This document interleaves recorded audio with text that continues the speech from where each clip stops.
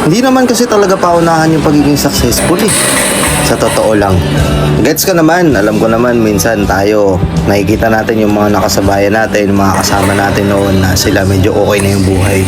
Tapos tayo parang feeling natin natatrap tayo sa gantong klase ng lifestyle o gantong klase ng buhay. Minsan may kita mo yung old friend mo, may kita mo maganda na yung buhay niya. Masaya ka para sa kanya pero alam ko deep inside sa sarili mo, tinatanong mo yung sarili mo, bakit ako hanggang ngayon andito pa rin?